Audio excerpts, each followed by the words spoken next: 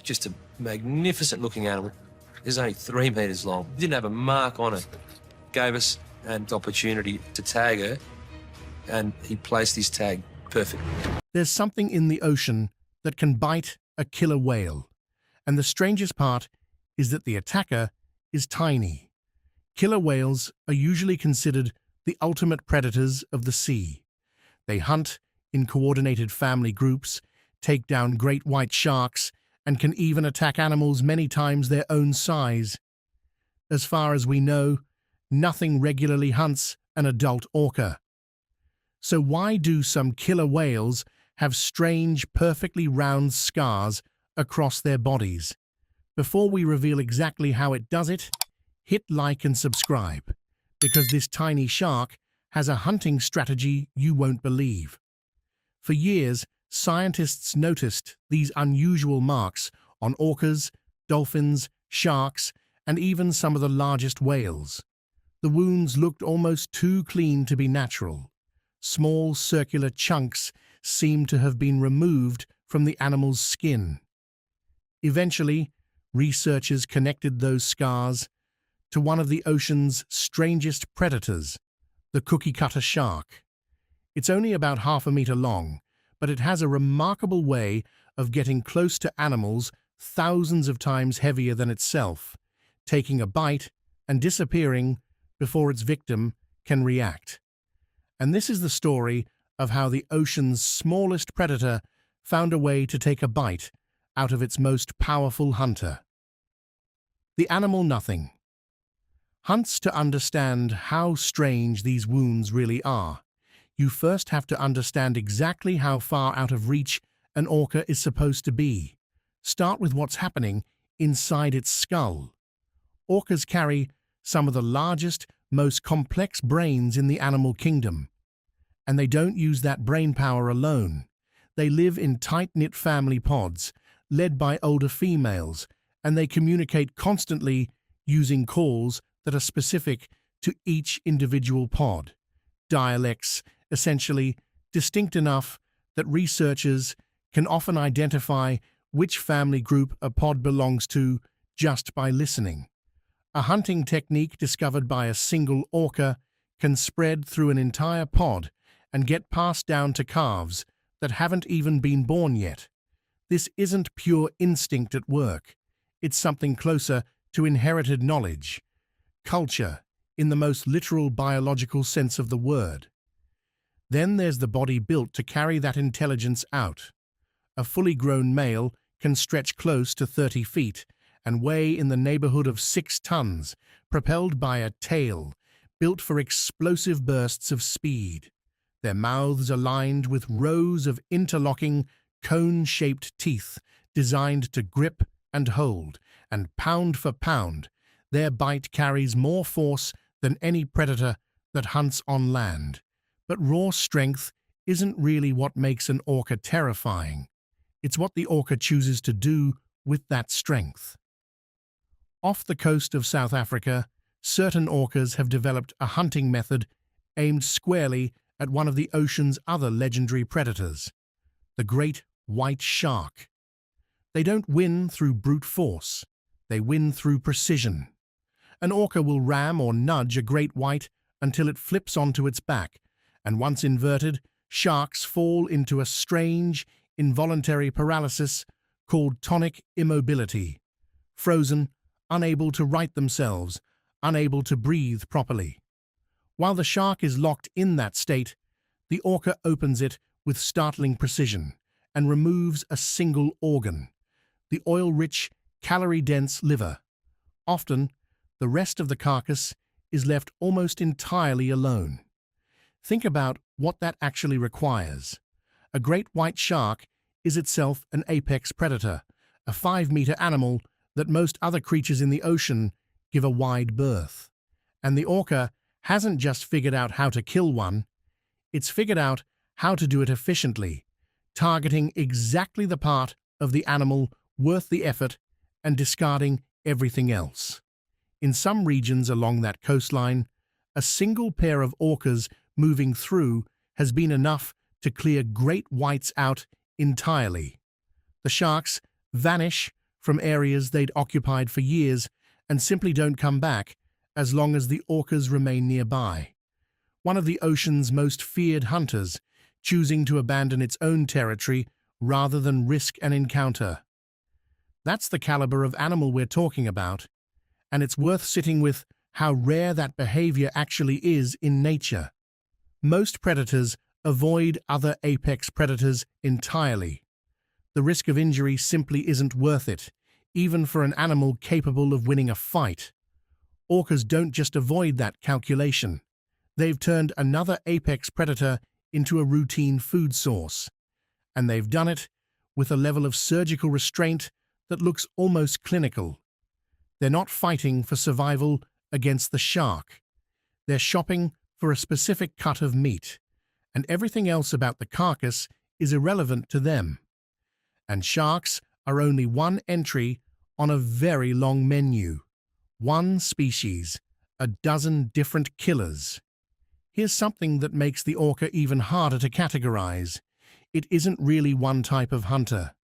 Around the world, orca populations have split into distinct groups called ecotypes, and each one has developed its own specialty, its own toolkit, its own prey list. Some pods focus almost entirely on fish, herding schools of herring into a tight, panicked ball and stunning them with sharp slaps of the tail. Others go almost exclusively after marine mammals. In polar waters, orcas hunt seals, resting on ice floes using a coordinated wave technique. The whole pod swims toward the flow in a synchronized line, generating a wave that washes over the ice and knocks the seal into the water, where the rest of the group is waiting. The timing has to be nearly perfect, or the wave simply doesn't form. Off the coast of Argentina, some orcas take it even further, deliberately beaching themselves on the shore to snatch sea lion pups directly out of the shallows before wriggling their way back into the surf. It's a technique that takes years of practice to master, and it's genuinely risky. An orca that strands too far up the beach can die there. They do it anyway because the payoff justifies the danger, and because the knowledge of exactly how to pull it off safely gets handed down through the family like a closely guarded skill. Elsewhere, orcas take dolphins, porpoises, rays, squid, and even other sharks. In the waters of the Pacific Northwest, one population survives almost entirely on salmon and can apparently distinguish between individual fish species, showing a clear preference for fattier Chinook over anything else available. A different population living in those exact same waters ignores fish completely and hunts only marine mammals. The two groups look nearly identical. They occupy the same ocean, and they don't interbreed or mix, two entirely separate cultures, wearing the same body. And then there's the top of the list, pods that have been documented hunting and killing blue whales, the largest animals in the history of life on Earth. They do it as a team, wearing the whale down over hours, taking turns, blocking its blowhole so it can't surface to breathe until it simply can't continue. Consider the sheer confidence embedded in that behavior, a coordinated assault on the biggest creature that has ever existed, carried out by a group of animals that collectively decided the fight was winnable. So this is what we're dealing with, an animal smart enough to teach, plan, and remember, strong enough to kill nearly anything in the sea, from a school of herring to a 100-foot whale, feared by the ocean's other top predator, hunted by absolutely nothing, and covered in unexplained bite marks. It's worth pausing here to really register how contradictory that is. This is an animal with no evolutionary reason to develop defenses against being bitten, because for its entire existence, nothing has been in a position to bite it and survive the encounter. And yet here are these wounds, showing up again and again on individual after individual in populations scattered across entirely different oceans. Whatever was responsible wasn't a one-time anomaly. It was systemic, reliable, something that every orca population on the planet apparently has to deal with, generation after generation, regardless of where in the world they happen to live. The wounds that shouldn't exist. Once you know what to look for, those circular scars turn up everywhere, not just on orcas, on sperm whales, on dolphins and porpoises, on great white sharks, on some of the largest and most heavily armored animals in the ocean, always roughly the same size, somewhere around 2 inches across, and always the same shape, a smooth, near-perfect circle, cut a couple of centimeters deep, as if a plug of flesh had been carefully removed rather than torn away. That precision is exactly what made the wounds so difficult to explain for so long. A scrape or an infection doesn't produce a clean, repeatable, geometric shape.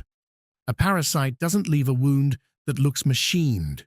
Whatever was doing this wasn't attacking randomly. It was using a tool, or something functioning exactly like one, built specifically for this purpose. And it wasn't limited to animals.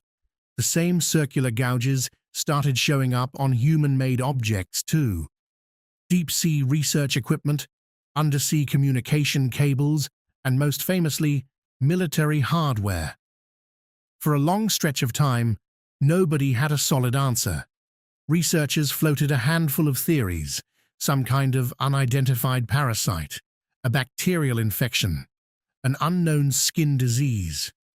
But none of it fully accounted for the consistency of the shape or the sheer range of animals it appeared on, from small dolphins all the way up to the largest predator in the sea. Whatever this was, it could apparently reach anything, at any depth, regardless of size or speed. Researchers cataloging these wounds noticed something else too. The marks weren't randomly scattered across a victim's body. They clustered in certain areas more than others, and they showed up on animals living at wildly different depths, from creatures that never leave the sunlit surface waters to species that spend nearly their entire lives in near-total darkness, thousands of feet down.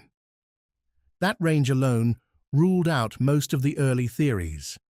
A disease doesn't typically span that many depth zones and that many unrelated species with this much consistency. Something was actively moving through the water column to reach its targets, wherever they happened to be, and for a long time, that's where the trail went cold. A Cold War mystery. The clue that finally cracked the case didn't come from a marine biology lab. It came from the United States Navy. During the 1970s, at the height of Cold War tensions, submarines began returning to port with strange damage to the rubber coating protecting their sonar equipment, clean, circular chunks gouged straight out of the material. In an era when any unexplained damage to a military vessel was treated as a potential security threat, this was taken extremely seriously. Some officials suspected sabotage. Others wondered whether it was some kind of experimental enemy device or possibly a structural flaw in the rubber coating itself. The damage kept appearing, always the same size, always the same unmistakable circular shape. The eventual explanation was almost impossible to take seriously at first. The culprit causing thousands of dollars in damage to nuclear submarines was a fish that could comfortably fit inside a shoebox. It turned out this same small predator had been mistaking the smooth curve of a submarine's rubber sonar dome, or possibly the glow of onboard equipment, for something worth biting and carving its usual circular sample straight out of a piece of military hardware. Eventually, the Navy had to redesign the coating specifically to withstand it. A creature, small enough to hold in one hand, had forced engineers to rethink submarine design. Once that connection was made, the rest of the puzzle fell into place quickly. This wasn't a disease or a swarm of tiny parasites or a fluke of coincidence. It was one very specific, very unusual animal, and it turned out to be responsible for the exact same wounds showing up on whales, on dolphins, on sharks, and on the ocean's most dominant predator. Meeting the cookie-cutter shark. Its name is the cookie-cutter shark, and honestly, it's almost funny how small it is compared with the reputation it has built for itself. A fully grown adult is only around 1.5 feet long. It has a slender, cigar-shaped body and a blunt, rounded snout. Now put that next to a 30-foot orca, and the difference is almost ridiculous. They barely look like they belong in the same category of animal. If an orca happened to see one, the shark could easily look like something it might swallow without even thinking about it. But size isn't what makes this little predator dangerous. The cookie-cutter shark spends most of its time deep in the ocean, typically well over 1/2 mile beneath the surface, where sunlight has completely disappeared. Down there, it's surrounded by darkness and enormous pressure. Then every night something remarkable happens. The cookie-cutter begins a journey that is shared by countless other small creatures of the deep. As darkness covers the surface, it starts rising hundreds of meters towards shallower water to feed. Then, before the sun comes back up, it sinks back into the deep again. On its own, that daily migration wouldn't make the cookie-cutter particularly unusual. Plenty of small ocean animals follow similar patterns, moving upward at night and returning to deeper water during the day. But the cookie-cutter has evolved a completely different strategy for what it does once it gets there. Its diet is what makes this tiny shark so extraordinary. Instead of hunting animals close to its own size, this small, relatively slow-moving predator has built an entire way of life around attacking creatures that can be hundreds and sometimes thousands of times larger than itself. And it doesn't accomplish that through speed. It doesn't overpower them through strength. It doesn't chase massive animals through the darkness until they become exhausted. Instead, it has developed something far more unusual, a strategy that allows the prey to come directly to it. That's the part that makes the cookie-cutter shark so fascinating. Imagine being a tiny predator surrounded by animals that could destroy you without even realizing you're there. You wouldn't have much chance in a traditional fight. You couldn't overpower them, outrun them, or compete with them directly. So the cookie-cutter found another solution. Rather than chasing giants, it waits for them to come close. Then, using a hunting strategy that seems completely out of proportion to its tiny body, it takes what it needs and disappears back into the darkness. It's not the biggest predator in the ocean. It's not the fastest. It's certainly not the strongest.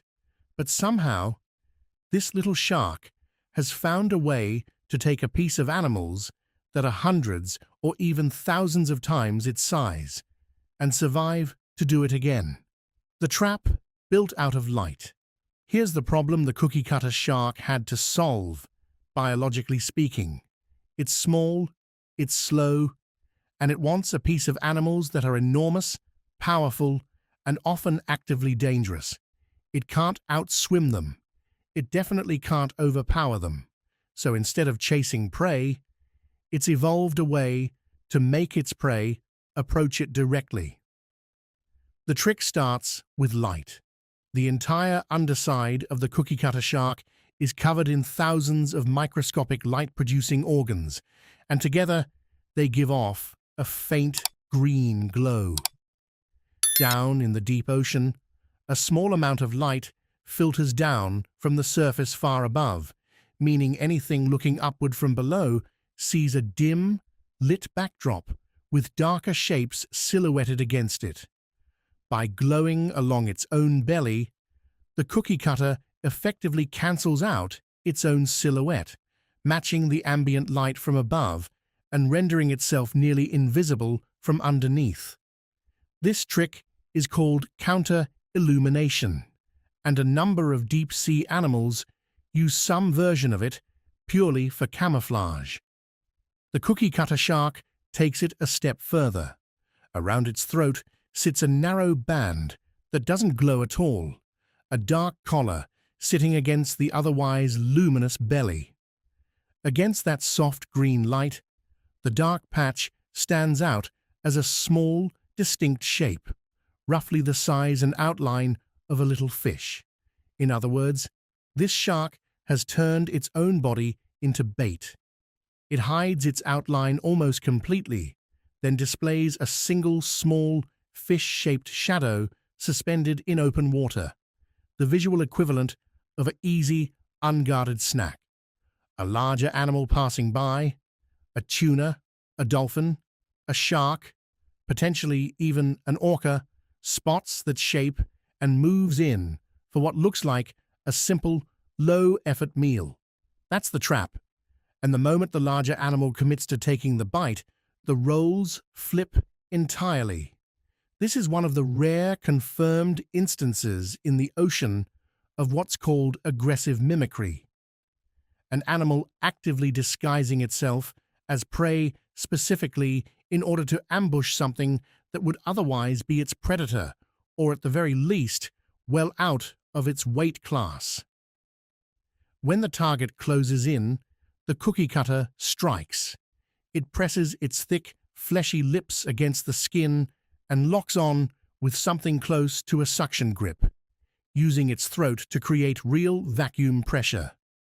Small, narrow upper teeth anchor it in place. Then comes the part that gives the animal its name. It spins its entire body in a tight rotation, and a single continuous row of large, blade-like lower teeth, proportionally the biggest teeth of any shark alive relative to body size, saws a clean, circular plug directly out of the surrounding flesh. In one smooth motion, it removes a neat cylinder of tissue, swallows it, and releases its grip. That's the wound. That's the exact mark that had been turning up on whales, on sharks, and on submarines for decades, a clean, cookie-cutter circle a couple centimeters deep with almost surgical edges. And critically, the animal it bit almost always survives. The cookie cutter isn't after a kill. It only wants one bite, and by the time the much larger animal even registers what's happened, the shark is already gone, dropping back down into water dark enough and deep enough that nothing that size could ever hope to follow. Consider the mechanics of that for a second, because it's genuinely one of the more elegant solutions to a survival problem in the entire animal kingdom. This is a predator that cannot win a fight, cannot win a chase, and cannot afford to be caught in the open by anything it targets, so it's engineered every part of the encounter to end before its victim has any chance to respond. The suction grip means it doesn't need to chase once it's latched on. The spinning bite means it doesn't need strength, just leverage and a very sharp edge. And the retreat into deep water means that even if the victim wanted retaliation, it physically couldn't follow. Every stage of the attack is built around one single principle: get in, take exactly what you came for, and be gone before the math of the situation has a chance to change. A creature built for this and nothing else. Nearly everything else about how this animal lives is just as strange as the way it feeds. Those oversized lower teeth wear down fast, and rather than shedding them gradually the way most sharks do, the cookie cutter drops the entire lower row in one piece and grows an entirely new set. And it doesn't discard the old teeth, it swallows them, likely to reclaim the calcium and other minerals locked inside, recycling its own equipment in an environment where nothing goes to waste. Over the course of its life, a single individual may swallow hundreds of its own teeth this way.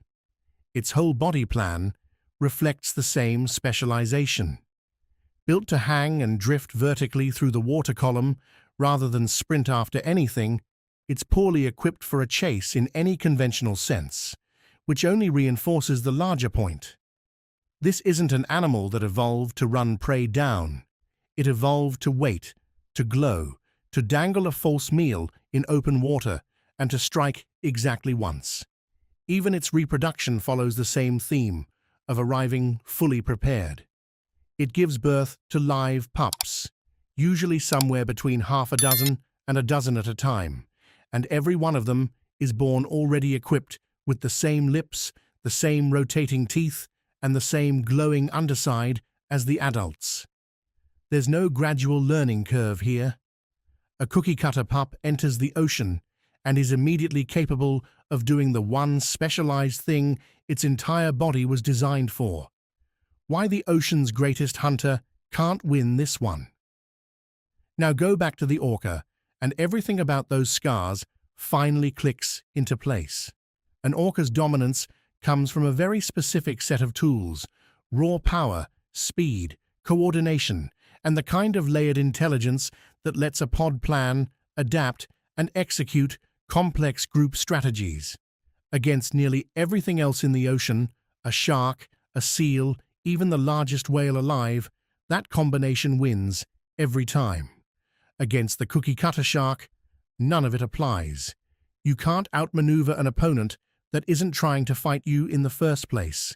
You can't coordinate a pod-based strategy against a predator that's already finished its attack and vanished before anyone else in the group even notices something happened. There's no confrontation to win, because by the moment the bite registers, the encounter is already over. The shark clamped down, spun, removed its piece, and let go. The entire sequence lasting only seconds, almost always in darkness. And then it's already dropping back toward depths the orca has no reason, and frankly, no ability, to follow. The cookie cutter doesn't beat the ocean's apex predator through strength. It wins by refusing to play by any of the rules the orca is built around. And there's a genuinely unsettling possibility buried in all of this. Remember that glowing lure, the small, dark, fish-shaped silhouette hanging in open water. It's entirely plausible that some of the orcas carrying these scars were drawn in exactly the same way smaller prey are drawn in, mistaking that shape for an easy opportunity, which would mean the ocean's most intelligent hunter has, on more than one occasion, been fooled by the exact same trick that works on a passing tuna, and paid for it with a small piece of its own body. That's why these scars are permanent. Not because something more powerful defeated the orca in any real sense, but because something small enough to overlook took exactly what it wanted and disappeared before there was ever a fight to have. It also means these wounds aren't a rare one-off encounter for most orcas. They're closer to a recurring feature of simply existing in these waters. An orca that lives long enough, in the right part of the ocean, will very likely carry dozens of these scars by adulthood, layered across years of individual encounters. It likely never fully registered as threats in the moment. Each one is a small data point in a much larger pattern, an animal that dominates every predator-prey relationship it enters into except this one, where the terms were never actually up for negotiation. What apex predator actually means. We tend to imagine the top of the food chain as a fairly simple arrangement. The strongest animal wins, and once you're strong enough, nothing else can touch you. The orca comes about as close to that ideal as any animal on the planet. It genuinely has no natural predator. Nothing hunts it, nothing kills it, nothing drives it out of its territory, and it's still marked over and over across its entire life by a creature it could swallow without even noticing. That's really the core of this whole story. Sitting at the top of the food chain, doesn't mean nothing can touch you. It means nothing can kill you. Those turn out to be very different things.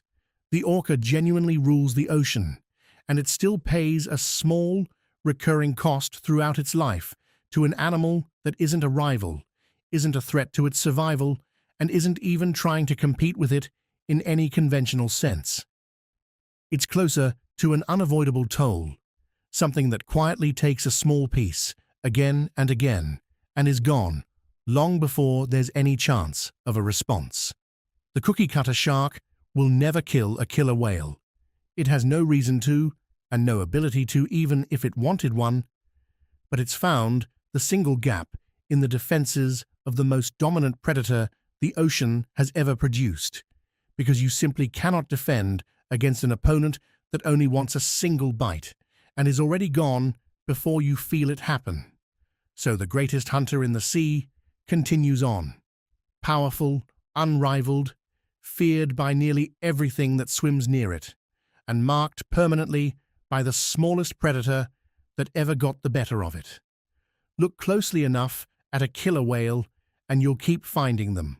Small, round scars. Each one a quiet record of a moment when the ocean's most dominant animal ran into something it genuinely could not fight and lost a small piece of itself to a shark that could fit in the palm of a hand. And somewhere far below, in the dark it came from, that same little shark is already rising again, glowing softly, holding out its false shadow, waiting for whatever comes looking next. If this blew your mind, subscribe. The ocean has weirder things than this waiting.